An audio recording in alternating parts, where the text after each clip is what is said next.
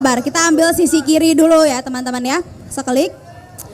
Untuk disclaimer, Desak Anies ini memang ditujukan acara untuk anak milenial, tapi bukan buat nyari suara biar ngedukung Yai Anies. Makanya Yai kalau Yai perhatiin di sebelah kiri ada yang pakai kaos Ganjar Pranowo Yai.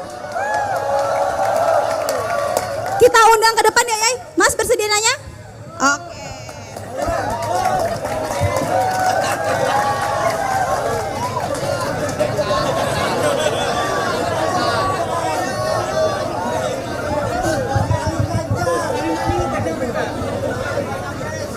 Ya, perkenalkan nama saya, panggilannya Pak Cekemon.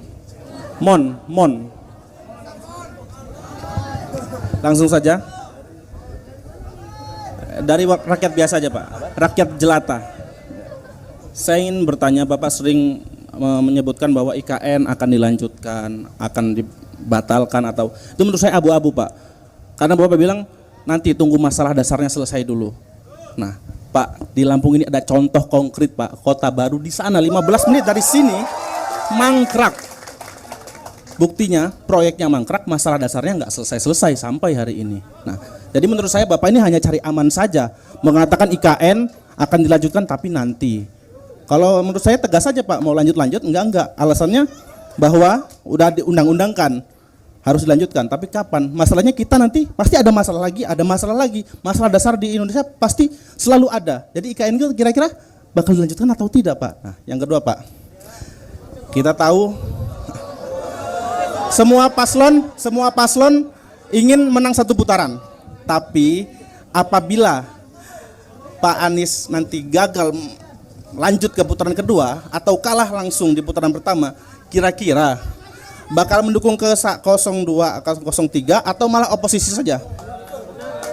Kira-kira aja Pak, pendapat pribadi. Kalau partai kita nggak tahu ya. Ya itu saja, terima kasih.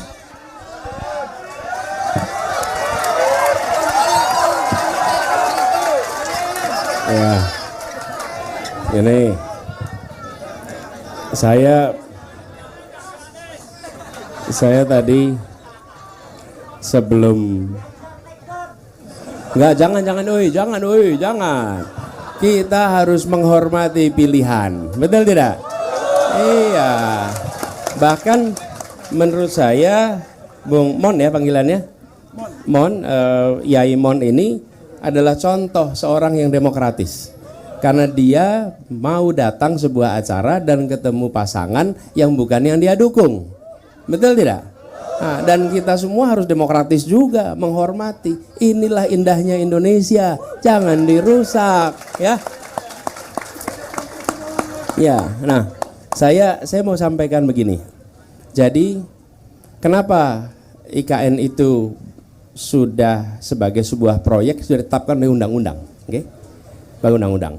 Nah, saya melihat pertanyaan paling mendasar, siapa yang akan menggunakan IKN itu? Yang akan menggunakan adalah aparatur negara. Aparatur negara. Dari mulai presiden sama pejabat-pejabat dan pekerja pemerintah pusat. Satu tempat itu. Oke? Ini sama seperti, tadi saya coba cek tapi kok nggak ketemu datanya. Di Lampung misalnya, di Lampung nih. Ada kalau tidak salah 51% sekolah di Lampung itu statusnya rusak. Rusak berat nih. Sekarang kita punya uang. Uang ini mau kita pakai untuk apa? Memperbaiki sekolah 51% yang rusak berat nih, atau mau dipakai untuk membuat gedung baru bagi dinas pendidikan. Begitu. Jadi bukan soal urusan dasar kita akan selesai, tapi kalau ini bukan urusan dasar, ini problem. Problemnya apa? Sekolah rusak tidak ada anggarannya. Kenapa? Karena anggarannya dipakai untuk urusan yang lain. Pupuk, subsidi pupuk kita diturunkan kemarin. Nah, sementara petani kita mengeluh soal pupuk. Lah kalau kita alokasikan anggarannya untuk membangun kantor, bagi siapa? Aparat negara. Aparat negara masih bisa bekerja dengan kantor yang sekarang. Nggak ada dampaknya. Oke? Jadi saya menghormati keinginan untuk membangun ibu kota, nggak apa-apa. Oke? Tapi hari ini kita sedang butuh menyelesaikan problem nih. Kalau sekolah rusak, itu beresiko. Oke? Kemudian puskesmas. Kalau tidak salah 40% dari kelurahan kita masih belum punya puskesmas. Jadi kita mau bangun mana? Mau bangun Kementerian Kesehatan yang bagus di Nusantara atau mau bangun puskesmas di seluruh Indonesia? Itu persoalannya Bung Mon. Jadi ini menjadi persoalan yang sudah jadi politis. Kalau politis apa? Pokoknya kalau saya mendukung si A, maka programnya saya harus dukung. Menurut saya harus objektif. Harus objektif. Objektif itu artinya apa? Kita menyatakan baik dan tidak berdasarkan penilaian objektif, bukan berdasarkan afiliasi politik. Jadi inilah sebabnya kenapa kita mendorong objektivitas, gitu ya. Dan yang kedua tadi soal saya tidak pernah berencana untuk menang 1 putaran. Oke, kami memang selalu berencana untuk 2 putaran.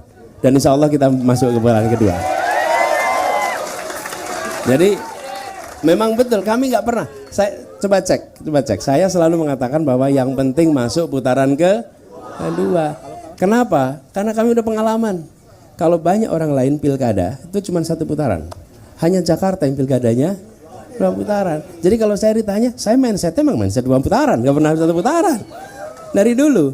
Dan lebih baik diusut. Nih saya mau tanya nih, surveinya selalu nomor berapa kita? Saya nomor 3. Saya tanya, nih di ruangan ini yang pernah disurvei, acungkan tangan, pernah disurvei?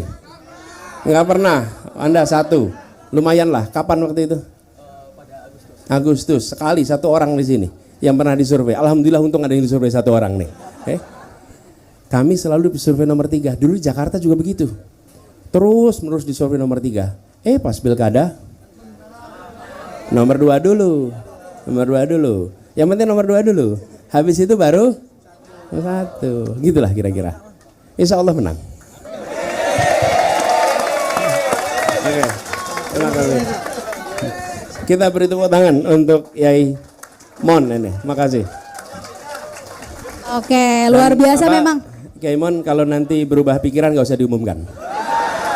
Nggak usah diumumkan. Kalau diumumkan nanti repot beliau ya. Jangan, nggak usah diumumkan. Ya izin, ini baru 2 pertanyaan di segmen keempat, udah mulai panas ya. Izin nanya dulu sebelumnya teman-teman. Yai udah makan? Tadi sebelum perjalanan sudah makan? Sudah ya, takutnya asam sulfatnya naik. Asam lambung, sorry yang naik. Asam lambung ya. Oke.